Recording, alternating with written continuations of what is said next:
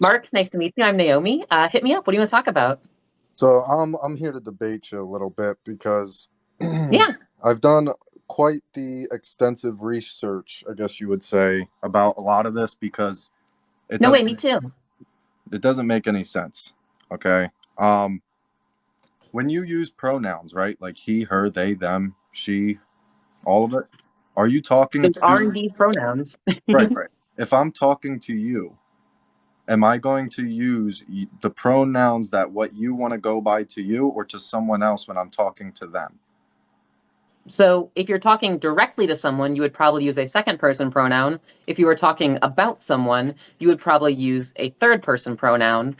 But the reason why we generally advocate for people being allowed to select their third person pronouns is the exact same reason why we let people go by nicknames, because we want to be able to, express ourselves in the ways in which other people refer to us. If you want to go by a nickname, I'm absolutely happy to call you a nickname. And so if you want to go by he, him pronouns or they, them pronouns, whatever, much like a nickname, I'm going to respect that when I'm referring to you, speaking to other people, even. Right, right. But what I'm talking about is I'm not going to go to you, hey, she. I'm going to say, Correct. hey, whatever your name is, or hey, how you doing, or whatever I choose. Whereas if Yeah. I'm going to someone else, that's when I'm going to use the pronouns that you expect me to use for you. Why would it Yes, matter? just like how you would use the name, which I would expect you to use, right? What do you mean? And like when I'm talking about someone else, like in Yeah, third, so like if you're having a conversation about me with somebody else, you would use my nickname if I gave you like a nickname, right? sure. But my question is that Yeah. nickname I could still say to you, whereas your pronouns, I'm not going to be saying to you. So even if you're not going to say them like directly to me, I don't think that really changes like why it's nice to respect it. Well, the reason why is because and the reason why I say this, I hope you don't take any offense. I'm sorry, I can't read any mentions right now. I'm trying to talk to this lovely person here. Um, Yeah, go for it. uh, but yeah, no, I think it's wrong. I think what we are trying to do is not wrong in the sense like, oh, that's morally wrong. I mean, like grammatically, it's wrong. The same way as you wouldn't say, for example, let's say you go to the store and someone asks where you went. I'm not going to say, well, they went to the store. I'm going to say she went to the store What's wrong with saying they went to the store? because that's plural. So they can be both plural or singular. It has applications of both. And this has been the case throughout all of the history of the English language.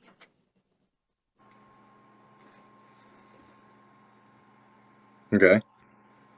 Or So are you? like I mean like Shakespeare used the singular they, Chaucer used the singular they.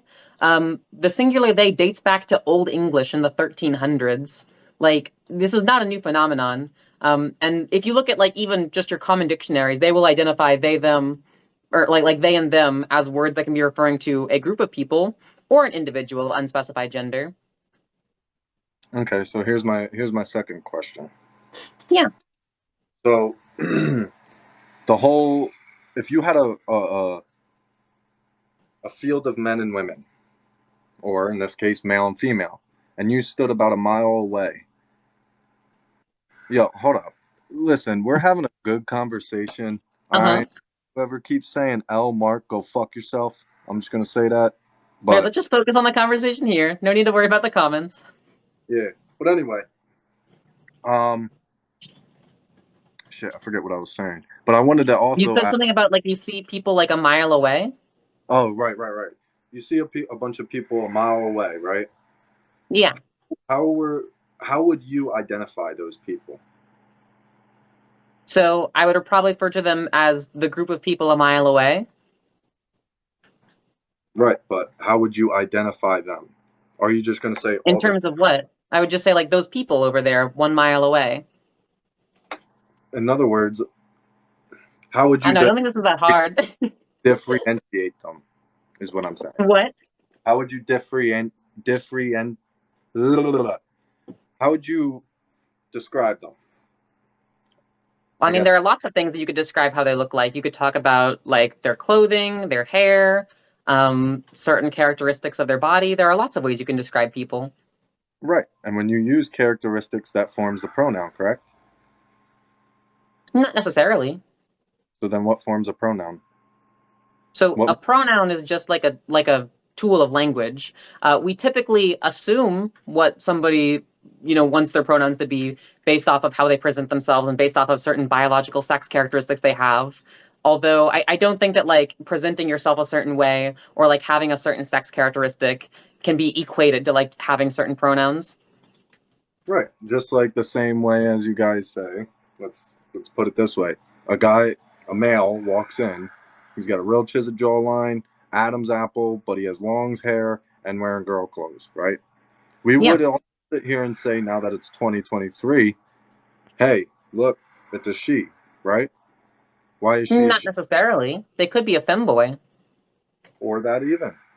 But why would we now what I'm saying I mean, is if you're confused about like their gender, you can just ask. Like it's really that simple. I don't think that's something you should ask. I feel like that's a little disrespectful. I mean, imagine walking up to a Not at all. I don't think it's disrespectful at all to ask someone like, "Hey, what pronouns do you use?" my point is like I'm not gonna walk up to someone who is obviously, for example, a cis female, right? Who's Okay. wearing a skirt, pink everything, makeup Uh-huh. all. I'm not gonna walk up and say, well, what pronoun do you prefer?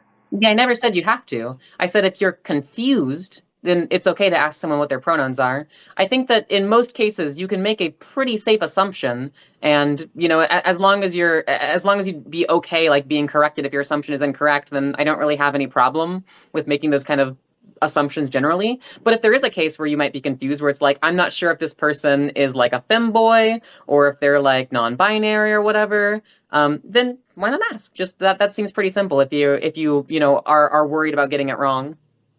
Or if you're, if you don't even need to refer to their gender at all, then you just don't even have to refer to their gender, or you could just default to like they them pronouns. I got you. I understand now. Okay. Okay, that makes a little bit more sense. Yeah. Uh, yeah, no promise. I never said I was smart, but No worries, no worries. No, I think that a lot of these situations are honestly pretty easy to navigate socially once you just think about it a little bit. I also wanted to ask you about number 5, the gender roles hurt men too. Now, Absolutely. what do you mean by like gender roles? Like, can you define that for me? Like, would you? Yeah, kind of like the expectations which society places on boys and men through implicit messaging. Obviously, there would be different roles that society places on women and girls through implicit and explicit messaging. There are so many things from the ways in which media depicts people of different genders to the ways in which parents say, "Oh, you can't do that because you're a boy," or yeah. There's a lot of messaging, both explicit and implicit, and my broader point is that the ways in which we try to tell men that they ought to be, tough, they ought to be independent, they ought to be stoic, they ought to be overly sexual, they ought to not show their emotions. These kind of things lead to empirical harms to men. We have systematic literature reviews of studies which show that these kind of attitudes, which are ingrained in men through social conditioning, both explicitly and implicitly, lead to greater risks of interpersonal violence, interpersonal injuries, STIs, alcohol, drug use, risky sexual behaviors, violence, unaliving themselves, and they're less likely to seek mental health help because of how they're taught to not show their emotions. And I think that, the ways in which society teaches men to do this is causing real harms to them, and pushing against this idea would be wonderful for allowing these people to, have a better view of masculinity and what it means to be a man, one that is not harmful to themselves or others. So let me ask you this: would it be harmful to use the words instead of saying, "Hey, that's for boys"? What if we said things like, "Hey, that's masculine," and "Hey, that's feminine," right? And without the negative notation behind it. I would certainly much rather go in that direction. Although I'm not sure if you even need to say like, hey, that's masculine or hey, that's feminine. Like if there's say like a kid who's a boy and they like want to do ballet, like do you need to tell them that like that's considered something feminine, or do you just be like, oh, that's cool, let's sign you up for ballet lessons?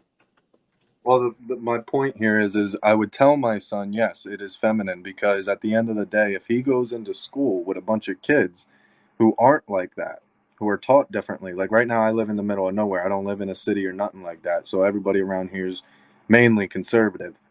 And with that being the case, if my son goes to school, hey guys, I do ballet, he's going to get bullied, if not attacked. Yeah, I think that there's an interesting conversation to be had there about, I think that you absolutely want to like encourage the kid to engage in activities they enjoy. And you can also have a conversation about how, because we live in a society where most people think that like ballet is for girls, people might react kind of weird if you tell them you do ballet. And that's not your fault. That's society. And I don't want anybody to bully you because of that. And if they do, I want you to come to me because we need to address this because you absolutely should be able to do ballet, and there's nothing wrong with you doing ballet. I think that you absolutely can have that conversation, although there are right and wrong ways to approach that kind of conversation. Right. You want to go up to your kid and be like, quit being a. Yeah, Yeah, that's I not how got I what would approach that conversation at all. Yeah, I got what you're saying. Oh, we both drinking the Pepsi. Click it. No, I got Dr. Pepper Zero Sugar, but Hey, woo. we still click it. Fuck it. Click that shit. But another question, my last question, so that other Go people can for get it. in here. I'm sure you have more people in here. I've seen you before. Pretty famous. I see you. I see you. But uh, don't say gay bills. What Yep. exactly are they? So, Don't Say Gay is a moniker. It's basically a nickname referring to any kind of bill which would limit teachers' ability to discuss sex education and or LGBTQ identity. And I think that age-appropriate discussions of both of those topics is incredibly important for people to be taught in schools. We have empirical studies that show that with respect to both of these topics, we get better outcomes when people are taught about comprehensive sex education at an age appropriate level, when people are taught, hey, gay and trans people exist and that's okay. Sorry, I didn't realize I was muted. But you You're all said good. You're all good. uh, as long as Ooh, it's like age appropriate. yeah, there are absolutely age appropriate ways you can talk about all of these topics. Um, and if you're kind of like curious as to like how you might approach these in kind of like any age appropriate setting, I am absolutely happy to get into more details on that. What age do you think would be good to have the conversation of being like, okay, if you can have sex with a woman, if you have a sex with a woman, here are the different dangers of it. Here's how you should go about it, and then, or if Well, you're that gay. that particular conversation should probably happen around the age in which teenagers would start to approach that topic. I think that probably like around middle school seems to be when those kind of conversations need to be starting to pop up because we know that teens are going to engage in those practices, and it's about educating them before they do so. And what about the trans aspect? Because I feel like this, like, let's be real, if we're telling a bunch of kids, hey, you can be a girl and you can be a boy, I don't think it'll fully, like, right now we're grown ass adults talking, and we're still Mhm. trying to understand it. Do you think that Well, might be kids the totally get this stuff if you explain it in an age appropriate manner. And I think for somebody who's in elementary school, all that they really ought to know about, like a trans person, for example, is hey, this is Naomi. Naomi is transgender. That means that, like, when she was born, the doctors thought she was a boy. Everybody thought she was a boy. But later in life, she turns out she was actually a girl. And now she lives her life as a girl. And you can call her Miss Naomi because she's a girl. Like, if that's the level of understanding that like an elementary schooler has, I think that is a perfectly fine understanding, just so that it kind of have like an awareness of the topic and that, oh, that's just totally normal and just another way that people can exist, and that's okay. or I can agree with that, because I think either way, if you agree or disagree, it's still good to know the dangers and the benefits in a way of wherever you go, whether you want to be a cis straight white male, whether you want to be a fucking, you know, a gay male, whatever the case may be. Well, yeah, exactly. Like, there are going to be transgender kids, there are going to be cisgender kids, there are going to be gay kids, there are going to be straight kids, and it's a good thing if they all have the language and understanding to know who they are when they're of an age where they discover that about themselves. Absolutely. I got you. I got you. All right. Well, I'll let you pick up some other people. I appreciate those who said finally W Mark. Like I'm trying to fucking learn, trying to talk. But all right. It was good talking to you. I'll probably be back eventually. I've been through your lives a couple times, so. Hey, I appreciate it very much, Mark. I hope you have a lovely night. Thanks for the convo. You too. Bye.